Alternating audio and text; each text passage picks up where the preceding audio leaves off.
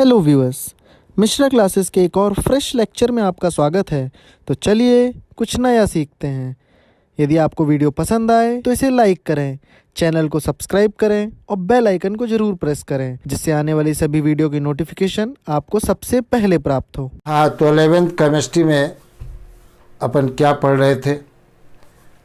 Atomic structure के बारे में चर्चा चल रही थी और मैं समझता हूँ कि जितने भी लेक्चर मैंने पढ़ाए हैं आप बहुत अच्छे से पढ़ रहे होंगे और ऐसे ही आप पढ़ते भी रहें और जो भी प्रॉब्लम आती है वो पूछते भी रहें, क्योंकि आगे बढ़ने के लिए प्रॉब्लम को अपनी दबा के नहीं रखना है बल्कि लगातार पूछते रहना है और हम उसका जवाब निश्चित रूप से आपको देते रहेंगे।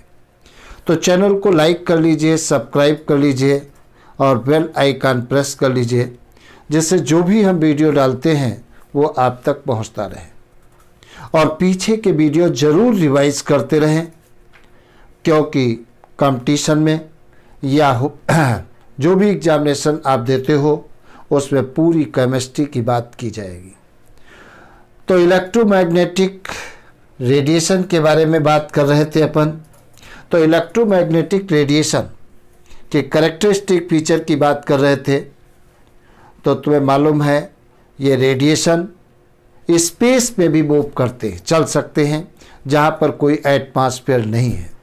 और तुमको मैंने बताया है इलेक्ट्रोमैग्नेटिक रेडिएशन लाइट की स्पीड से आगे की तरफ बढ़ते हैं और लाइट की स्पीड कितनी होती है? 3 × 10⁸ मीटर पर सेकेंड होती है। तो ये बात याद रखना, ये लाइट की स्पीड से मूव करते हैं और लाइट की स्पीड कितनी होती है? 3 × 10⁸ मीटर पर सेकेंड होती है। दूसरी मैंने बताया था कैरेक्टरिस्टिक फीचर्स में वेवलेंथ क्या होता है। वेव जब चलती है तो जितना अधिकतम हाइट तक जाती है उसे क्या कहते हैं? क्रेस्ट कहते हैं। और जितना अधिकतम डेप्थ तक जाती है उसे क्या कहते हैं? ट्रक कहते हैं।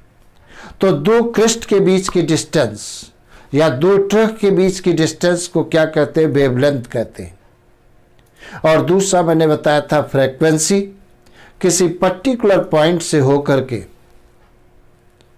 1 सेकंड में जितनी वेव्स पास होती हैं वही उसकी क्या कहलाती है? फ्रीक्वेंसी कहलाती है। तो मैंने क्या बताया? किसी पर्टिकुलर पॉइंट से 1 सेकंड में जितनी वेव पास होती है वही उसकी क्या कहलाती है? फ्रीक्वेंसी कहलाती है। तो ये बातें हमारे आपके बीच में हो चुकी थी। आज हमको बताना है, तुम्हें वेलोसिटी के बारे में बताना है। इलेक्ट्रोमैग्नेटिक रेडिएशन में ही आज हमें बताना है वेलोसिटी के बारे में। तो वेलोसिटी को किससे रिप्रेजेंट करते हैं? सी से रिप्रेजेंट करते हैं। तो ये है वेलोसिटी। वेलोसिटी के बारे में बात करने जा रहे हैं। इसको सी से रिप्रेजेंट करते हैं। तो नोट कर लेना, it is defined as the distance, it is defined as the distance traveled by the wave in 1 second। 1 second में वेव के द्वारा जितनी डिस्टेंस ट्रेवल की जाती है वही उसकी क्या कहलाती है? वेलोसिटी कहलाती है। all electromagnetic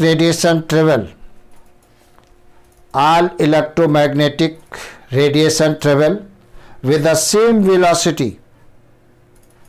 जितनी भी इलेक्ट्रोमैग्नेटिक रेडिएशन होते हैं सारी सेम वेलोसिटी से ट्रेवल करती है। और वेलोसिटी क्या होगी? लाइट की वेलोसिटी के बराबर होगी 3 × 10⁸ मीटर पर सेकेंड होगी।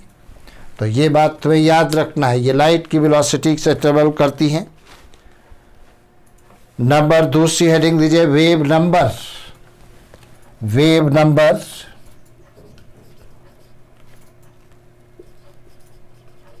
नंबर इसको न्यू बार से रिप्रेजेंट करते हैं। न्यू बार, न्यू बना दिया, उसके ऊपर एक लाइन, तो इसे क्या कहते हैं? न्यू बार। न्यू बार को देखो कैसे डिफाइन किया जाता है। It is defined as the reciprocal of wavelength. ये वेवलेंथ का रेसिप्रोकल होता है। That is the number of waves per centimetre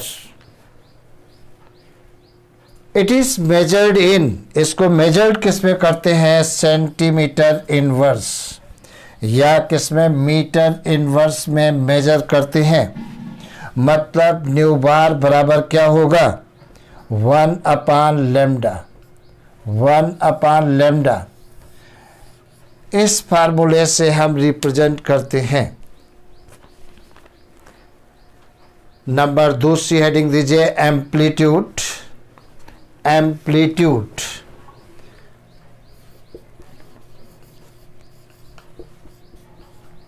amplitude के बारे में बात करने जा रहे हैं। इसको ए से रिप्रेजेंट करते हैं। ए, एम्पलीट्यूड को किससे रिप्रेजेंट करते हैं, ए से।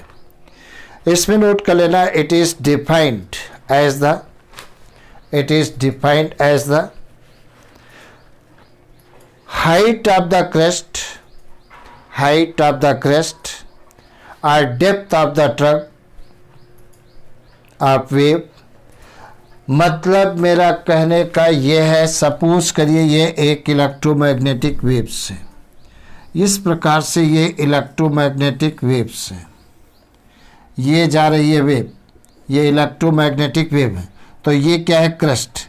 तो यहाँ से लेकर के यहाँ तक की डिस्टेंस क्या कहलाती है, एम्पलीट्यूड कहलाती है। स्मॉल ए से डिनोट करते, ध्यान रखना। या ये क्या होता है, जितनी अधिकतम डेप्थ होती है उसे ट्रक कहते हैं। तो ये डिस्टेंस भी क्या कहलाती है, ए कहलाती है, एम्पलीट्यूड कहलाती है। तो कोई भी वेव जितना अधिकतम हाइट तक जाती है, जितना अधिकतम डेप्थ तक जाती है, वही उसका क्या कहलाता है, एम्पलीट्यूड कहलाता है। तो एम्पलीट्यूड में नोट करिए, it is defined as the height of the crest, CREST, और depth of the trough, TROUGH, of wave. It give the intensity of the wave. ये क्या बताता है, वेव की इंटेंसिटी के बारे में बताता है। नंबर दूसरी हेडिंग दीजिए, relationship between wavelength, frequency and velocity. Relationship between wavelength, frequency and velocity. Relationship क्या होगा, ये न्यू बराबर क्या होगा, C/λ। ये एक रिलेशनशिप है किस किस के बीच में, वेवलेंथ, वेलोसिटी और फ्रीक्वेंसी के बीच में रिलेशनशिप है। इस पर क्वेश्चन भी पूछे जाते हैं, ध्यान रखना है। नीचे नोट करिए, 10 higher the frequency of a wave, wave की फ्रीक्वेंसी जितनी ज़्यादा होगी, shorter is its wavelength, wavelength उतना छोटा होगा। तो देखा जाए, मैंने क्या बताया, फ्रीक्वेंसी की वैल्यू अगर ज़्यादा है तो वेवलेंथ छोटा होगा, और अगर फ्रीक्वेंसी की वैल्यू कम है तो वेवलेंथ क्या होगा, बड़ा होगा। फ्रीक्वेंसी की वैल्यू ज़्यादा है तो वेवलेंथ छोटा होगा, और अगर फ्रीक्वेंसी की वैल्यू कम है तो वेवलेंथ ज़्यादा होगा। मतलब inversely proportional to each other होते हैं फ्रीक्वेंसी एंड वेवलेंथ। और इस पर क्वेश्चन भी पूछे जाते हैं। आगे नई हेडिंग दीजिए, स्पेक्ट्रम के बारे में हमें बात करना है आज। स्पेक्ट्रम, स्पेक्ट्रम क्या होता है, तुमने देखा भी है। जैसे बरसात के समय, शाम को समय देखिए आप, तो शाम में क्या होता है, आकाश में, बादल में एक 7 कलर का रेनबो दिखाई देता है। वो 7 कलर का जो रेनबो होता है उसे क्या कहते हैं, स्पेक्ट्रम कहते हैं। तो अगर जो सन से जो लाइट आती है, स्पेक्ट्रम देखिए कैसे बनता है। जो मान लेते हैं यहाँ पर ये सन है, सपोज करिए ये सन है, और तुम्हें एक बात और ध्यान रखना है कि लाइट का फर्स्ट और लास्ट सोर्स कौन सा होता है, सन होता है। अर्थ के ऊपर जितनी भी एनर्जी आती है कहाँ से आती है, सन से आती है। एनर्जी को हम न तो बना सकते हैं और न ही मिटा सकते हैं, केवल एनर्जी के फॉर्म को चेंज कर सकते हैं। तो सन जो है प्राइमरी सोर्स है एनर्जी का। अब देखा जाए, यहाँ पर हमने क्या किया, एक प्रिज्म ले लिया। सपोज करिए यहाँ पर एक प्रिज्म है, अगर जो सनलाइट की वाइट लाइट जो है इसकी रेज को हम इससे प्रिज्म पर डालते हैं तो प्रिज्म क्या करता है, वाइट लाइट को 7 कलर के बैंड में 7 कलर की पट्टी में इस प्रकार से स्प्लिट कर देता है। जो 7 कलर की पट्टी दिखाई देती है उसी को क्या कहते हैं, स्पेक्ट्रम कहते हैं।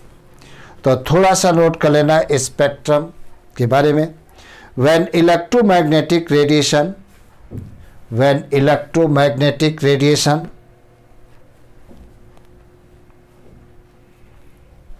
are arranged in increasing order of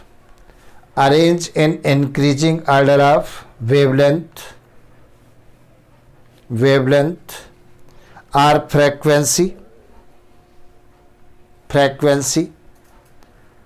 the arrangement obtained is called spectrum।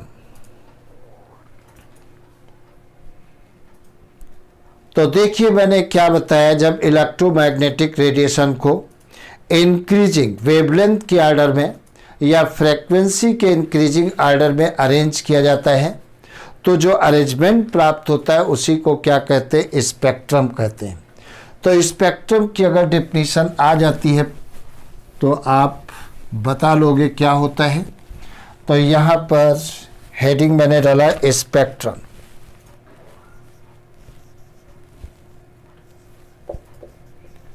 ये स्पेक्ट्रम है और स्पेक्ट्रम देखिए कितने टाइप का होता है। स्पेक्ट्रम 2 टाइप का हमने यहाँ पर बताया है। एक एमिशन स्पेक्ट्रम है, एमिशन स्पेक्ट्रम, और दूसरा कौन सा है, एब्जॉर्प्शन स्पेक्ट्रम। ये दूसरा है एब्जॉर्प्शन।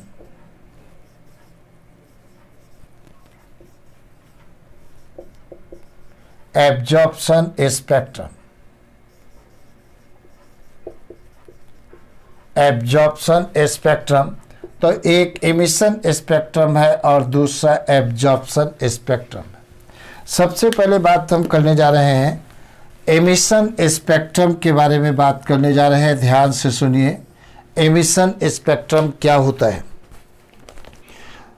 तो पहला पॉइंट नोट करिए, when a substance is excited by heating, मतलब मैंने क्या कहा कि सपोज करिए एक सबस्टेंस है, ये एक सबस्टेंस है मान लेते हैं, इसको मैंने क्या कहा, सबस्टेंस है,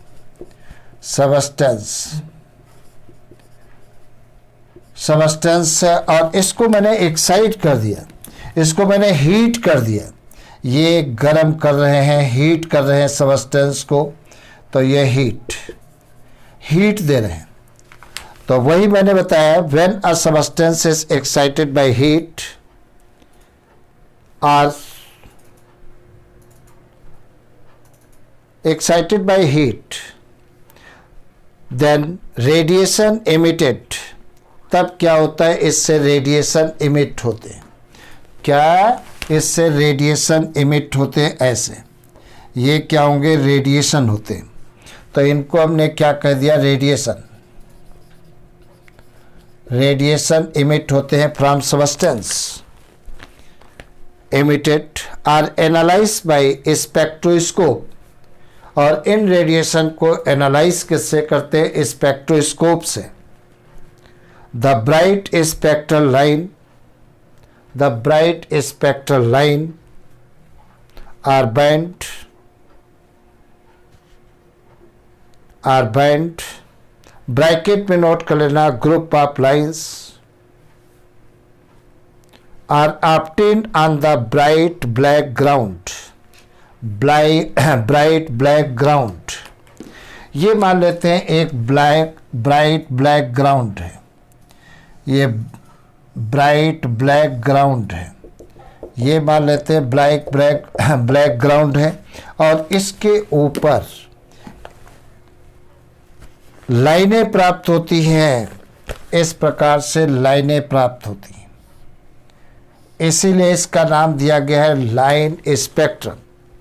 are obtained on the bright black ground, such spectrum is called emission spectrum. Emission spectrum के बारे में फिर से एक बार पढ़िए, सुनिए। When a substance is excited by heat, यह substance एक्साइट किया हीट के द्वारा, the radiation emitted are analyzed by a spectroscope. The bright spectral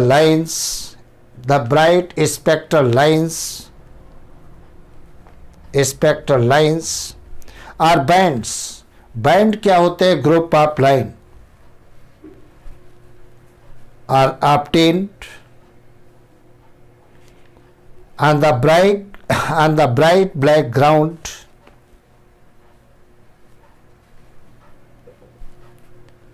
Such spectrum is called emission spectrum. ऐसे स्पेक्ट्रम को क्या कहते हैं? एमिशन स्पेक्ट्रम कहते हैं। नंबर दूसरी हेडिंग दीजिए, एब्जॉर्प्शन स्पेक्ट्रम। अब दूसरी heading absorption spectrum. Absorption spectrum, इसमें नोट कर लेना, when the white light produced by substance, white light produced by substance is passed through any gaseous medium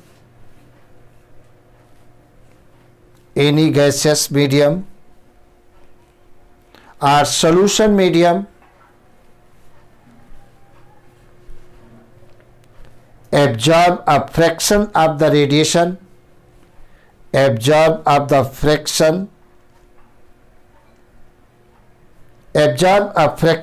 the radiation of certain wavelength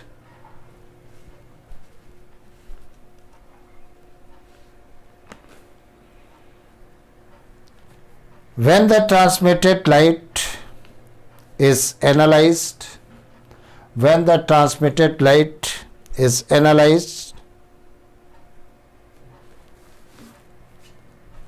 A spectrum is obtained in which dark lines are appeared on bright black ground.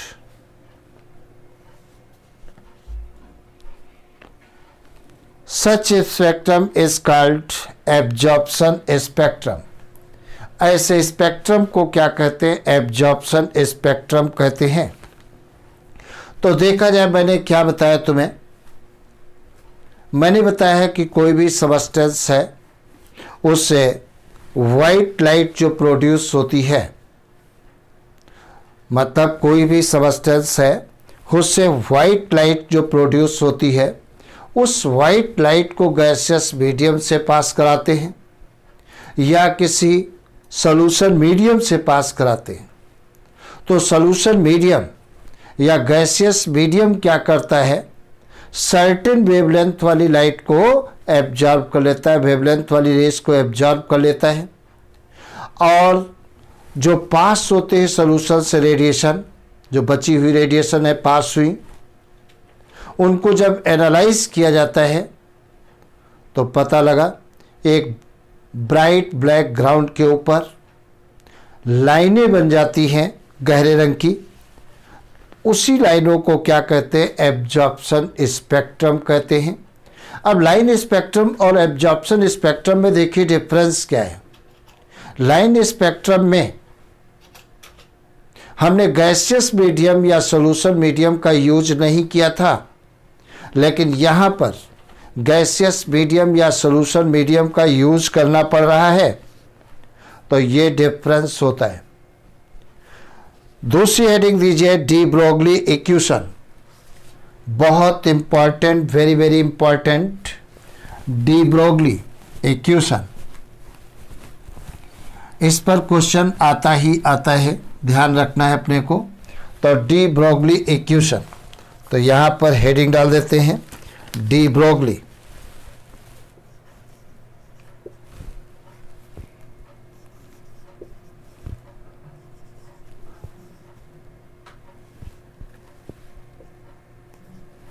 एक्यूशन।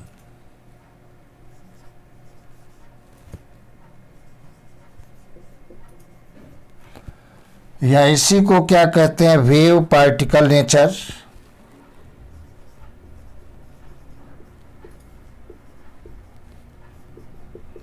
Particle nature, या इसी को क्या कहते हैं, dual nature भी कहते हैं।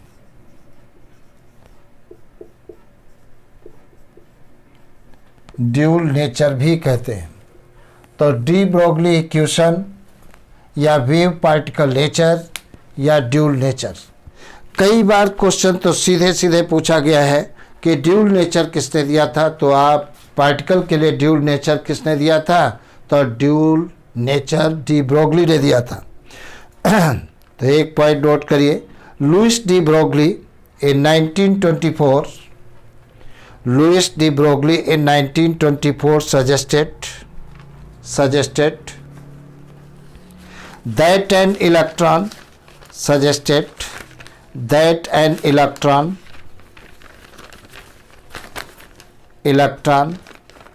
which a particle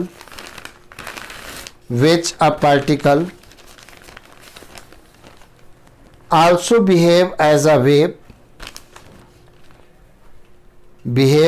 wave, this is called dual nature of electron,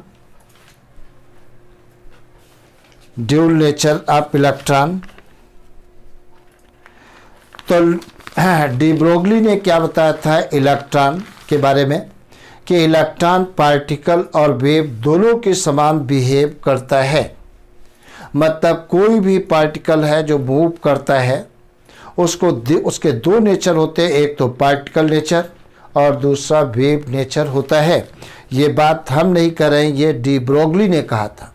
इसी आधार पर इसे क्या कहते हैं, ड्यूल नेचर कहते हैं। नेक्स्ट पॉइंट नोट कर लेना, it is also applicable to all macroscopic and microscopic bodies. मतलब माइक्रोस्कोपिक मतलब बड़ी बॉडी और माइक्रोस्कोपिक मतलब छोटी बॉडी, दोनों पर एप्लीकेबल होता है। Existing in the nature universe, जो नेचर में पाई जाती हैं। तो ऐसा नहीं कि केवल माइक्रोस्कोपिक बॉडी पर एप्लीकेबल होती हैं, ये मैक्रोस्कोपिक बॉडी पर भी एप्लीकेबल होती है, ये ध्यान रखना है। Next point, Planck quantum theory हमारी क्या कहती है, E बराबर क्या होता है, h न्यू होता है। प्लांक क्वांटम थ्योरी हमारी क्या कहती है, E बराबर h न्यू पढ़ चुके हैं। और आइंस्टीन इक्वेशन क्या होता है, E बराबर क्या होता है, mc स्क्वायर होता है। जब ये E बराबर तो h न्यू बराबर क्या होगा, mc स्क्वायर। तो यहाँ पर हम कह सकते हैं h न्यू बराबर क्या होगा, mc स्क्वायर। एक फार्मूला तुमने पढ़ा है, न्यू बराबर क्या होता है, न्यू बराबर c अपान लेमडा होता है। तो जहाँ पर न्यू दिया है वहाँ पर हम c अपान लेमडा डाल सकते हैं।